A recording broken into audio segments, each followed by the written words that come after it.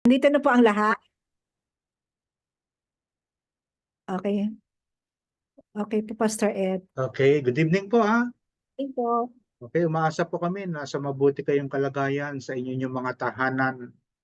At ito po yung oras na itinalaga ng Diyos para po pag-aralan natin, no, pagbulay-bulayan at saliksikin ang kanyang mga salita. Kaya po kung kayo po medyo busy pa po sa inyong mga tahanan, nagluluto, naghuhugas ng pinggan, o ano man po ang inyong ginagawa, ah, medyo isang tabi nyo muna po, no? Kasi po, oras ito po. Ito po itinalaga ng Diyos para pagbulay-bulayan natin ang salita ng Diyos. At bago po ako po ay mag-umpisa, simulan po natin sa maikling panalangin. Lahat tayo ay yumuko at magpakumbaba sa ating Diyos na buhay, aming Amang Banal o Diyos na dakila. Buhay makapangyarihan sa lahat, na nakipisan sa lahat ng mananampalataya. Taos puso po kami nagpapakumbaba sa iyo, aming Amang Banal, na nakakasaliksik ng aming mga puso't isipan. Ano man po, Panginoon, ang karumihan namin na iyo pong nakita, napansin sa aming isip, sa aming puso, sa buo naming pagkatao at kaluluwa. Inihingi po namin, Panginoon, at hinihiling sa Amang Banal na nasa langit ang iyo pong kapatawaran. Maaring kami po ay nakakagawa ng mga pagkakamali, kahinaan, kasalanan na maaring sinasadya o hindi namin napapansin na ito po yung nagsisilbing kasalanang aming nagawa. Hinihiling po namin, aming Diyos na buhay, makapangyarihan sa lahat. Patawarin mo po ang bawat isa sa amin. Pakalinisin mo po kami sapagkat ikaw ang Diyos na banal. Pakabanalin mo kami, Panginoon, sa oras na to, Diyos. Tawarin sa lahat ng aming mga kasalanan na nagagawa sa araw-araw, o Diyos. Dalangin namin, huwag mo po naiadya na kami magkasala. Marami pong salamat. Ipinagkakatiwala po namin sa iyo ang maikling ito, ang mga oras na ito ng aming panambahan, ang pag-aaral ng iyong mga salita. At dalangin namin tulungan nawa kami ng Diyos, Espiritu ng Diyos na umaagapay sa amin upang ito po ay aming maisabuhay. Salamat po. Ito po ang amin nakakaisang panalangin sa pangalan ng Ama, ng Anak, Espiritu Santo. Amen and Amen. Ang title po sa pagpapatuloy po ng pagbabahagi ng salita ng Diyos, Buhay na Pananampalataya. Kung may buhay na pananampalataya, may patay na pananampalataya. Ibig sabihin, walang kabuluhan ang kanilang pagsampalataya. Lulundagan ko na po yan, mga kapatid, no? Habang ako po ay nagsasalita, no? At kung kayo po ay may mga Biblia sa inyong, na inyo pong hawak sa oras nito sa inyong mga tahanan, samahan niyo po ako sa aklat ni Pablo bago po natin talakayin, no, mga kapatid, at loobin ng Diyos, sa tulong po ng Diyos na matapos natin ito sa gabi. Sa gabing ito, no, at ipanalangin po natin ang darating po na Sunday, ano po? Alam niyo naman po ang darating na Sunday, no? Yung ating pong ministry fair, kung saan ilalagay tayo ng Diyos sa mga gawain na inaatang niya po, inilagay niya sa ating isip, sa ating puso. Para po sa pagdating po ng taong ito, sabay-sabay tayong tatakbo sa ating pananampalataya. Mga kapatid, kaya po ipanalangin natin, no? Pero bago ko po umpisahan ito, basahin po natin yung sa aklat ng Roma, Kabanata 10. Samahan niyo lang po ako, buklatin niyo po ang inyong mga Biblia na hawak, English man o Tagalog, sa mga talatang sumusunod. In Romans chapter 10, verse 10 onward, sapagkat sumasampalataya ang tao sa pamamagitan ng kanyang puso. Okay, ang faith daw po ay narito sa kanyang puso, sabi ni Apostol Pablo. Okay, at sa gayon ay itinuturing na matuwid ng Diyos. Nagpapahayag naman siya sa pamamagitan ng kanyang bibig at sa gayon ay naliligtas. Talatang 11, sinabi nga ng kasulatan, ang sinumang sumasampalataya sa kanya ay hindi mapapahiya.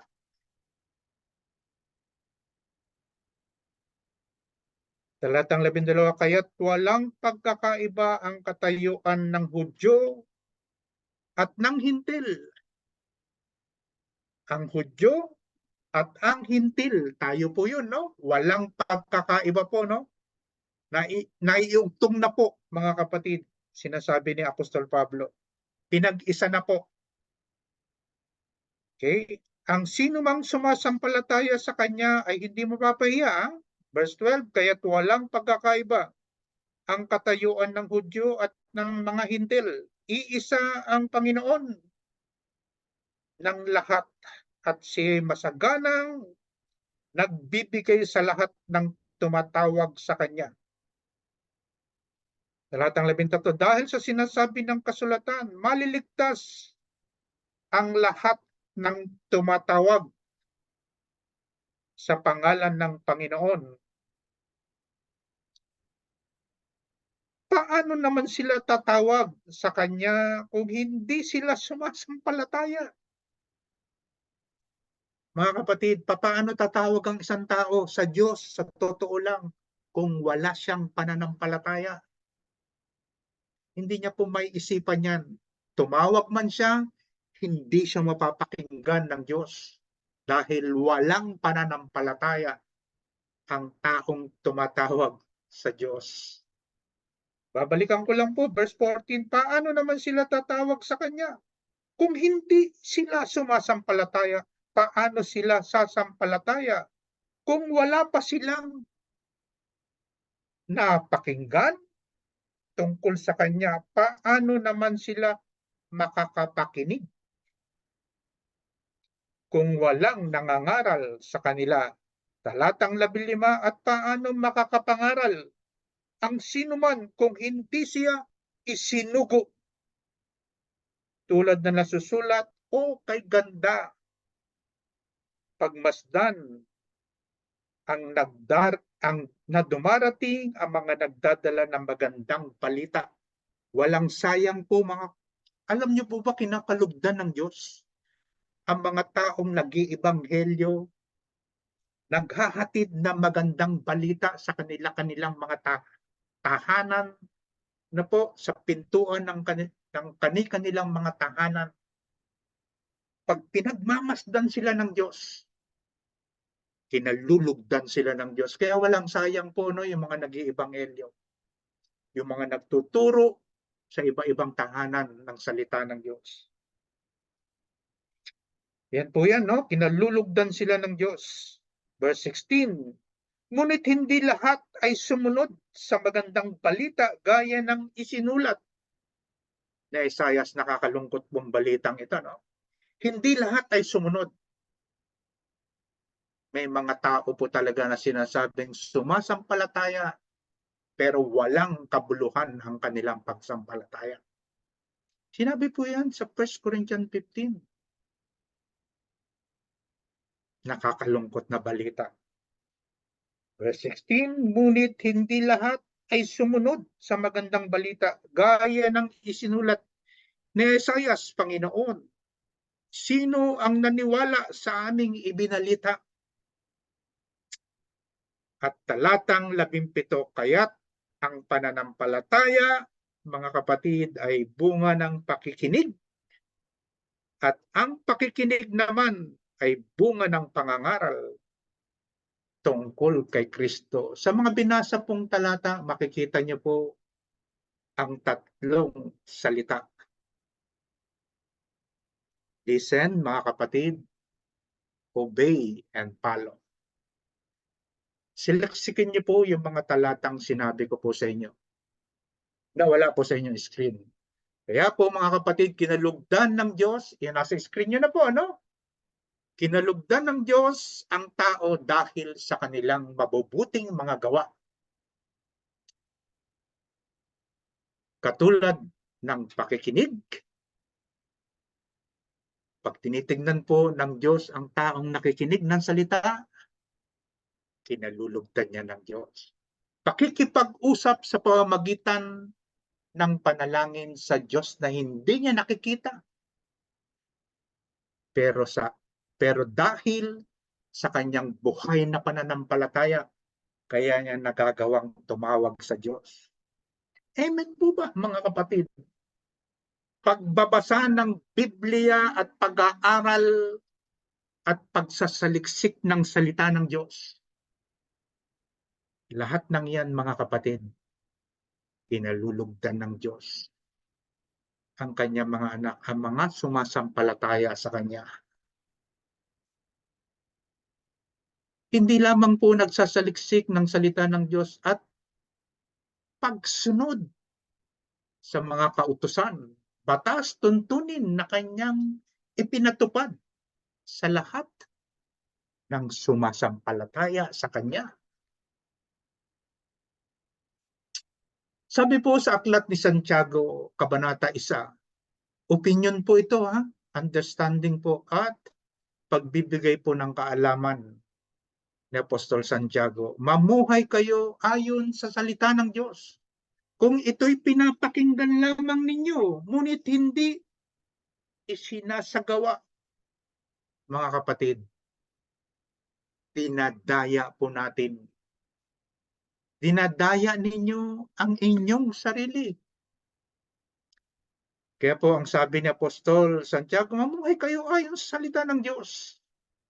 Huwag niyo susundin ang mundong ito kung hindi ang lahat ng sinabi ng Diyos. Kung ito'y pinapakinggan lamang ninyo, ngunit hindi sinasagawa, dinadaya ninyo ang inyong sarili. Sunod po, tuloy-tuloy lang po, sapagkat ang nakikinig ng salita, ngunit hindi sumusunod dito ay katulad na isang taong tumitingin sa salamin. At pagkatapos makita ang sarili, ay umaalis at kinakalimutan ang kanyang anyo. Sandali lang po, kaya po sinasabi ko nga po, may mga tao po, no, na pinangaralan mo ngayong Sunday ng umaga, paglabas ng church, kinabukasan, wala na po. May sakit po talagang makalimot ang tao. Kaya nga po may mga special task na ibinigay ang Diyos, katulad ng binigyan siya ng spiritual gift as a pastor, as a teacher, as evangelist, mga nagdadala po ng magandang balita para ipaunawa sa tao, ipaalala sa tao ang salita ng Diyos. Kasi nga po nakakalimutan ng tao. Yan po yung binabanggit, no? Ni Apostol Santiago, ang taong nagsasaliksik.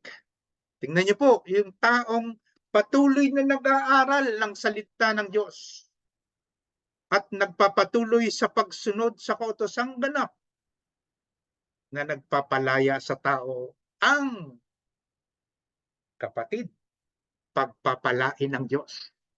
Kaya po continuous ang inyo pong seek the word of God. Halukayin po natin sa malalim na pagkaunawa ang salita ng Diyos. Mga kapatid, sinabi na po yan, no, na Pastor Santiago po, no, ang pagpapalain ng Diyos. Na po, ang taong nagsasaliksik at nagpapatuloy sa pagsunod sa kautosang ganap na nagpapalaya sa tao ang pagpapalain ng Diyos sa lahat ng kanyang gawain. Siya ang taong gumagawa, ganyan po, listen, obey, and follow. At hindi siya katulad ng taong nakikinig lamang at pagkatapos ay nakakalimot. Yan po'y nakakalungkot. Sayang po. Sayang ang bawat gawain na dinadaluhan ng taong ito. Lahat po yun ay nasasayang. Kaya kung napapakinggan natin every Sunday, ang mensahe po ng pastor, mga kapatid, saliksikin po natin ang Biblia, ang itinuturo niya. Ano po, ano? Sinasabi nga, wag daw po masyadong pagkatiwala na nagsasalita. So dapat po nag-aaral din tayo katulad ng pastor, nag-aaral, at ang buong kongregasyon, ang mga miyembro po nito. Pinag-aaralan po na parang take home po sila. Narinig nila sa church, pag uwi ng bahay, sinasaliksik po nila ito, mga kapatid. Yan. Basta, kung inakala ninyo man na siya religyoso, nagbigay po ng isang halimbawa. No? Si James. Ngunit hindi naman siya marunong magpigil ng dila. Dinadaya lamang niya ang kanyang sarili. Walang kabuluhan ang kanyang pagiging religyoso. Ang reliyon na dalisay, religious daw po, yung religious person, no? Ang reliyon na dalisay at walang dungis sa harap ng ating Diyos Ama ay ito. Number 1, pagtulong sa mga ulila. Yan po ay magagandang gawa. Good deed, mga kapatid. Pag tinulungan mo ang nangangailangan na iyong kapwa, at lalo-lalo na siya ay ulila ng lubos. Halimbawa po, no? Nagbigay ng halimbawa. Dapat natin tulungan po. At ang mga byuda sa kanilang kahirapan, dapat inaagapayan po ng mga mananampalataya, ang mga kapwa nilang mananampalataya na byuda na ulilang lubos at walang mapuntahan, walang malapitan para hingan ng tulong. At pangatlo po, pag-iingat sa sarili upang huwag mahawa ng kasamaan ang mundong ito. Yan po ay isang mga magagandang halimbawa po na binabanggit, no, ni Apostol Santiago. Mga taong nagsilbing halimbawa, nakita niyo na po yan, no? Napansin niyo na po yan, no? Pero gusto ko lang pong balikan sa Enoch. Si Enoch po.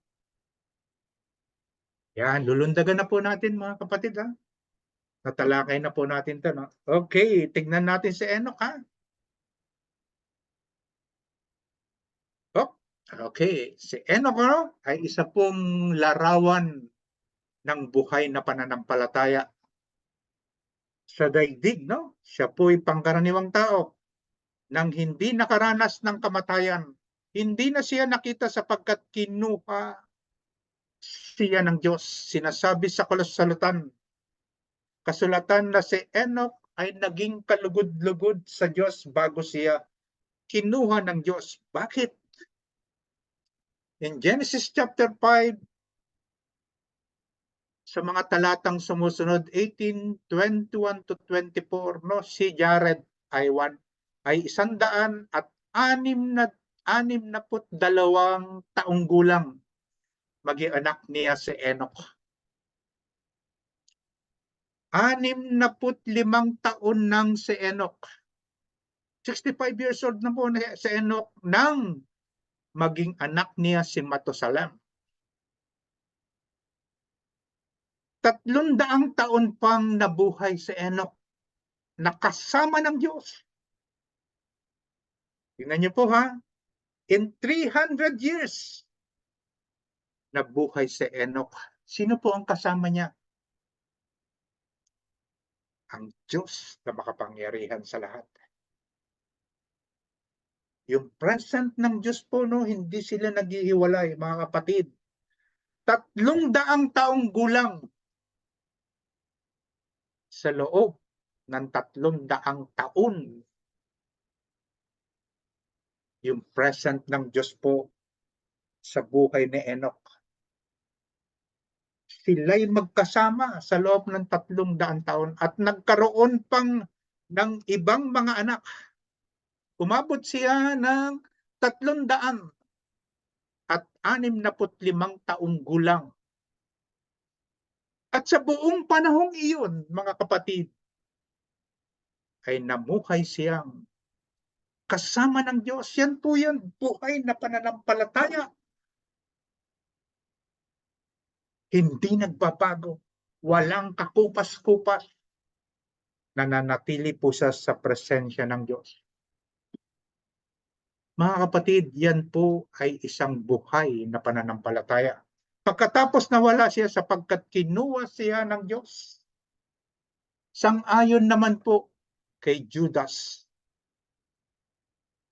Sa talatang, ito lang, talata lang po, isang talata lang po, tungkol din sa kanila, pahayag ni Enoch.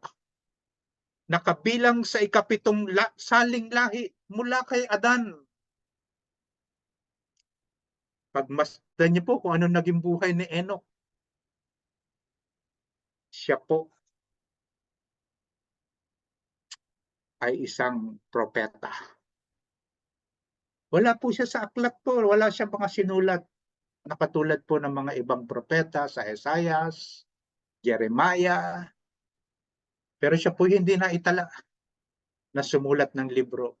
Sinabi niya, tignan ninyo, dumarating ang Panginoon kasama ang kanyang libu-libong mga banal na anghel. Si Enoch po, mga kapatid, ay isang propeta sa totoo lang. Kaya kinalugdan siya ng Diyos. Yan po yung mga special gift, spiritual gift na binigay po sa mga pangkaraniwang taong katulad natin. Mga nabuhay dahil sa ating pananampalataya. Wala na po yan, lalaktawan ko na po, tatakbo na tayo.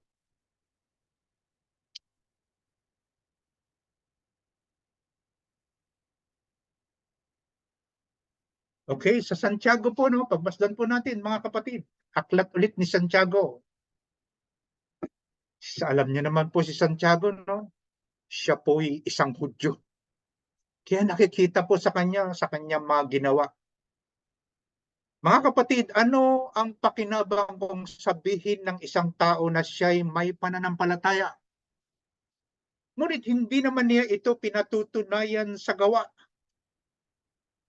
Maililigtas ba siya ng ganong uri ng pananampalataya?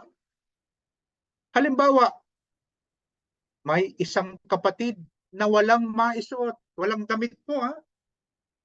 Nagbigay na naman si James ng isa pong example para maunawaan po natin ang sinasabing pananampalataya na may kalakip na gawa. Halimbawa, may isang kapatid na walang maisuot at walang makain. Kung sasabihin ninyo sa kanya, patnubayan ka nawa ng Diyos, magbihis ka at magpakabusog. Wala nga po siyang damit at wala siyang makain. Sabi ni Apostol James, ngunit hindi naman ninyo siya binibigyan ng kanyang kailangan. Ano ang silbi niyon? Kaya po ipinapakita ni James na kailangan po ng isang taong may buhay na pananampalataya ang pagtulong sa kanyang kapwa. Ang kanyang mabubuting mga gawa. Pagmasdan niyo po ang scripture, ano po? Mga kapatid, pinapakita ang pananampalataya na may kalakip na gawa. Gayon din naman, patay ang pananampalatayang walang kalakip na gawa. Hindi pwedeng gawa lang tayo ng gawa kung hindi naman nakikita ng Diyos sa ating mga ginagawa, mabubuting gawa. Ang sinasabi ng Diyos na pananampalataya, hindi rin po tayo kalulugdan ng Diyos. Mga kapatid, makikita niyo po sa mga susunod na talata. Ngunit may nagsasabi, may pananampalataya ka, Walay po natin yan, no? At may gawa ako. At may gawa naman ako. Okay? Naghiwalay po. Pananampalataya, gawa. Okay? Titignan niyo po yung scripture, no? Bakit magkahiwalay? Pananampalataya at gawa. Sinabi po sa susunod na talata, ipakita mo sa akin kung paano maaaring magkaroon ng pananampalataya ng walang mga gawa. Magkahiwalay po. At sabi naman po, yung hinighlight po natin, no? Sabi ni James, understanding ni James, no? At ipapakita ko naman sa iyo ang aking pananampalataya sa pamamagitan ng aking mga gawa. Pinagsama niya po, ha? Mga kapatid, pananampalataya at gawa, pinagsama ni James. Ayan po, nabuo. Pananampalataya na may kasamang gawa. Pinag-isa niya po para makita po natin ang salita ng Diyos. Okay, next. Sumasampalataya ka sa Diyos. Sumasampalataya ka na ang Diyos ay iisa. Diba? Mabuti naman, pagmasdan niyo po, no? Ang contrast po nito, no? Ang mga demonyo man ay sumasampalataya rin at nanginginig pa. Tingnan niyo po, isang mabuti at isang masama. Tingnan po, ang binabanggit po ni Apostol James, maging ang demonyo daw po ay sumasampalataya rin at nanginginig pa. Tingnan po natin ang tao, ang Diyos at ang tao. Di po ba ang taong makasalanan kapag ka nagagawa, kapag ka ang sinusunod niya ay masama na magsisilbing kasalanan para sa kanya, nanginginig po ang ating mga laman kapag tayo po ay gagawa o nakagawa ng kasalanan. Ganyan po yan kapag ang tao ay namumuhay na makalaman at nilalabag ang Diyos, gumagawa ng kasalanan, siya po ay kinakabahan, nanginginig. Kaya po pinapakita ni James ang Diyos at ang demonyo na dapat ang maghari po sa mga mananampalataya ang Diyos at hindi ang demonyo, at hindi ang makalaman nating gawain, mga kapatid. Hindi po dapat yon. Kaya pinapakita niya ang Diyos at ang demonyo ay sumasampalataya, mga kapatid. Dapat po talagang pag-aralan natin ang salita ng Diyos. Okay. Talatang 20, isa kang hangal, nais mo pa bang patunayan ko sa iyo na walang kabuluhan ang pananampalatayang walang kasamang gawa? Hallelujah. Hindi ba't ang ating amang si Abraham ay itinuring ng Diyos na matuwid dahil sa kanyang mga gawa? Tama po ba? Nang ihandog niya sa dambana ang anak niyang si Isaac. Dito ay makikita mong magkalakip ang kanyang pananampalataya at mga gawa at naging ganap ang kanyang pananampalataya dahil sa kanyang mga gawa. Natupad ang sinasabi sa kasulatan, si Abraham ay sumampalataya sa Diyos at dahil dito siya itinuring ng Diyos bilang matuwid. Na po, magkasama po yan, no? Dahil sumampalataya si Abraham at pinakita niya sa kanyang mga gawa, itinuring siya at ibinilang ng Diyos na matuwid na tao at tinawag siyang kaibigan ng Diyos. A friend of God. Madalas po natin kinakanta yan, no? I am a friend of God.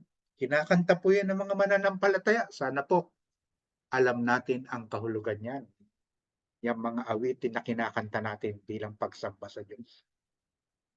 Din ninyo na makikita na itinuturing na matuwid ang isang tao dahil sa kanyang mga gawa at hindi dahil sa pananampalataya lamang. Gayon din si Rehab, ang babae na nagbebenta ng aliw, pinatuloy niya ang mga espiya ng Israel at itinuro pa sa kanila ang ibang daan upang sila'y makatakas. Dahil sa ginawa niya ngayon ni Rahab, siya'y itinuring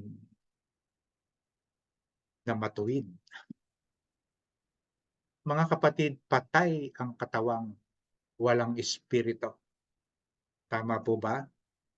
Kung wala po ang espiritu sa ating buhay, patay ang ating katawang lupa. Gayon din naman, patay ang pananampalatayang walang kasamang gawa. Pagmasdan niyo po mga kapatid, ang salita ng Diyos. Kaya't ang buhay na pananampalataya, mga kapatid, ay may kasamang gawa. Hallelujah. Ano at bakit sila nagtiis ng hirap? Mga kapatid, tuloy-tuloy po natin babasahin, ha? At kakapusin po tayo sa bawat minuto po na lalag. Kakilakilabot ang pahirap na sa panahon na ito ay hindi lamang sila ang dumanas nito, mga kapatid. Dahil sa pananampalataya, ibinalik sa ilang mga babae ang kanilang mga mahal sa buhay na namatay sa pamamagitan ng muling pagkabuhay. Pinaniniwalaan po ito maging si Abraham.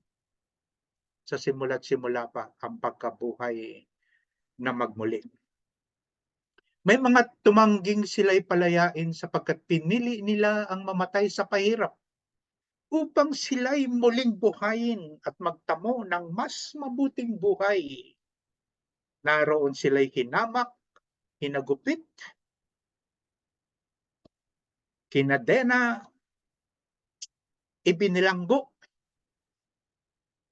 pinagbabato. Yan po, makikita niyo po yan, no? Nangyari po yan, no? Sa alinmang bahagi ng salita ng Diyos. Nilagari. Napakasaklap po ng dinanas ng mga taong ito. Niligari sa dalawa. Hinati po. Tinukso at pinatay sa tabak. Sukdulang kahirapan ang dinanas ng marami. Ang iba'y nagdamit ng balat tupa at kambing. Ang iba'y namulubi, inapi at pinagmulupitan. Hindi karapat-dapat sa kanila ang daigdig. Nagpagala-gala sila sa mga ilang at kabundukan. Nakikita niyo po, no? Ang naging buhay ni David. Maisasalarawan niyo po. Nagtago sila sa mga yungib, lungga sa lupa. Katulad po ni John. Ipinatapon po, no? Sa island of Patmos. Sa Malta po, no? Yungib po ang tiniran niya po, no? Mga kapatid. Katakot-takot na hirap.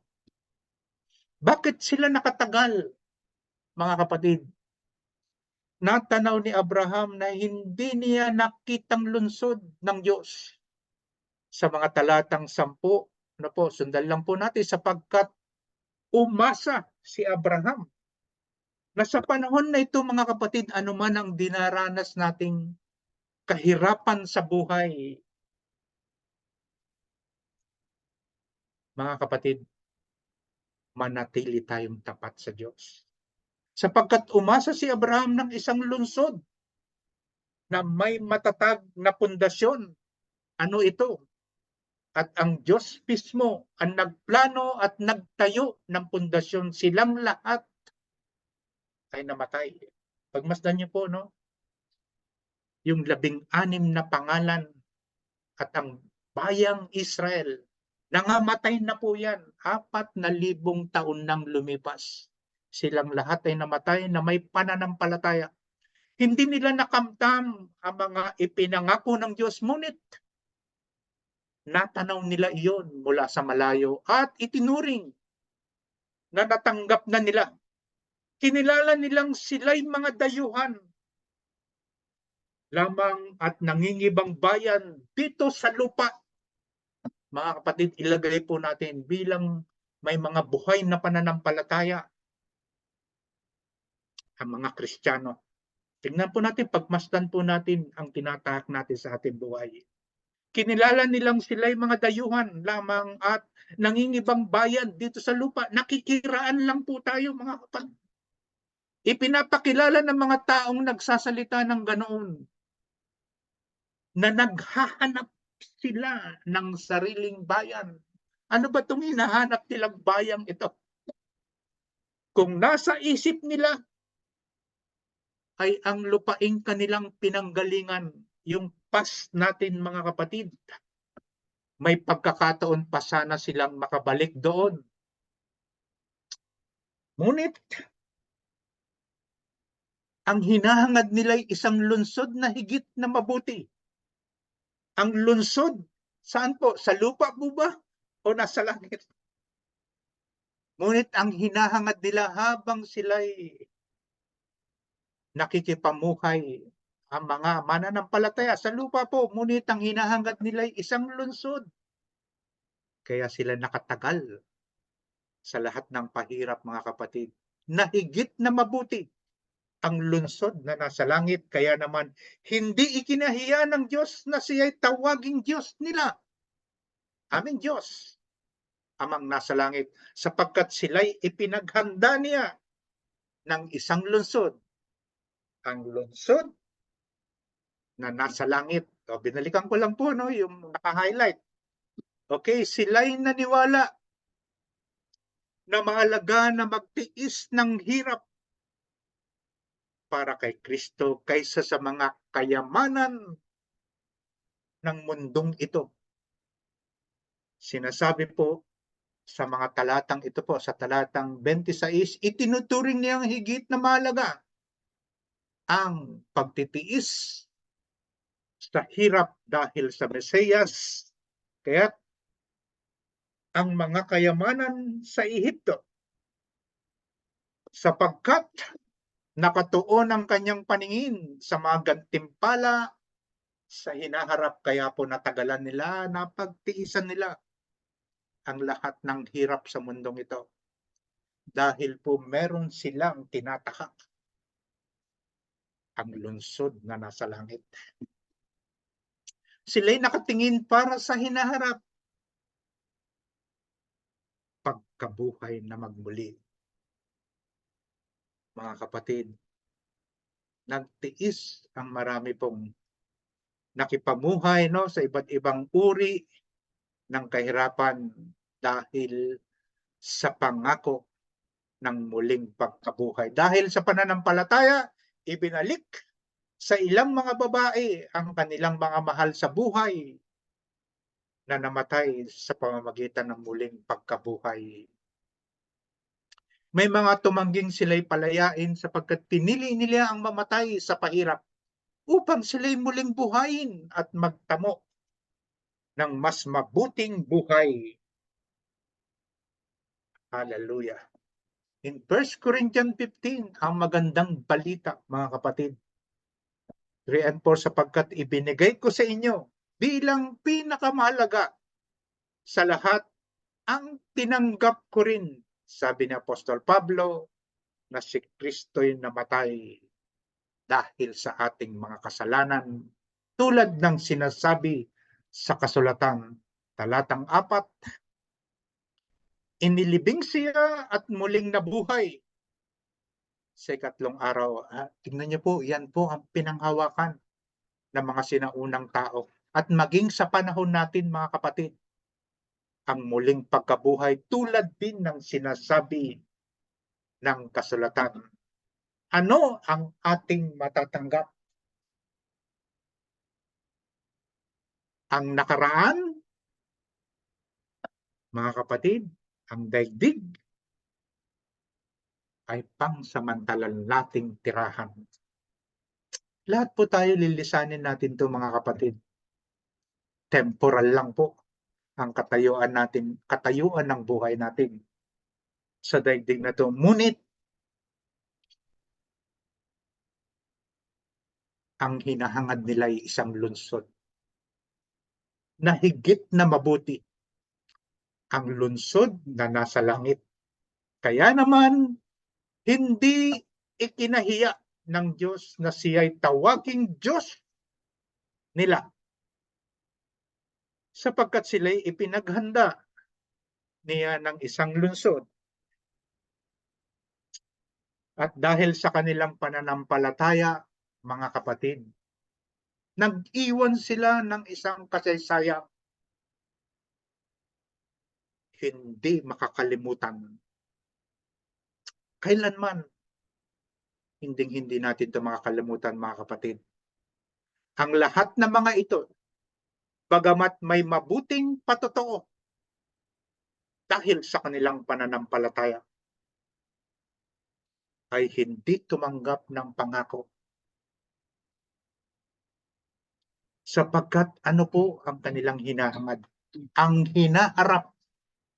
And in the future, noon, ngayon, at magpakailanman, mga kapatid, ang hinaharap, ang langit na ginawa ng Diyos na ating matitirhan. Mga kapatid, yan po ang hinahangad ng lahat ng taong may buhay na pananampalataya, ay ang makapiling ang Diyos sa lungsod na matatag, matibay na pundasyon, ang lungsod sa langit. Sapagkat may mas magandang plano ang Diyos para sa atin upang sila'y hindi maging ganap. Malibang kasama tayo, hindi pa po ganap, hindi pa tapos ang buhay natin, mga mananampalataya na nakikinig sa oras na ito ng salita ng Diyos. Hindi pa po tapos ang takbuhin ng ating buhay. Mga kapatid, sabi po ni Apostol Pablo sa Pilipos, hindi sa nakamtam ko na ang mga bagay na ito, hindi rin sa ako'y ganap na. Ngunit, sinisikap kong makamtam ang gantimpala. Parang nasa kalagitnaan pa lang po siya ng kanyang takbuhin sa kanyang buhay na pananampalataya. Sapagkat ito ang dahilan kung bakit ako tinawag ni Kristo Jesus. Talatang 13. Mga kapatid, hindi ko ipinapalagay na nakamit ko na ito, ngunit isang bagay ang ginagawa ko habang nililimot ko ang nakaraan at sinisikap na marating ang layunin nais kong makamtam. Ano po titignan niyo po yung sinasabi na scripture, no? Patuloy pa rin po si Apostol Pablo ng kapanahunan na yun na siya'y tumatak, no, sa kanyang buhay na pananampalataya, no? Bilang pagsunod sa Diyos. Sabi niya, nagpupunyagi ako patungo sa hangganan. Mula sa simula, mga kapatid, hanggang sa hangganan. Mula sa starting line, hanggang sa finish line ng ating buhay. Nagpupunyagi ako patungo sa hangganan upang makamtam ko ang gantimpala ng pagkatawag sa akin ng Diyos. Sa pamamagitan ni Kristo Jesus, ang buhay, ano po ang hinahangad niya para marating niya ang takbuhin ng kanyang pananampalataya, ang buhay na nasa langit. Hallelujah! Mga kapatid, purihin po ang salita ng Diyos. Kaya po tayo manatiling tapat hanggang wakas. Mula sa simula hanggang sa marating natin ang tugatog ng ating buhay na pananampalataya. Sa Diyos po ang lahat ng papuri. Pagpalain po tayo ng ating Diyos na buhay. God bless you po. In the name of the Father, and of the Son, and of the Holy Spirit. Amen. Hallelujah.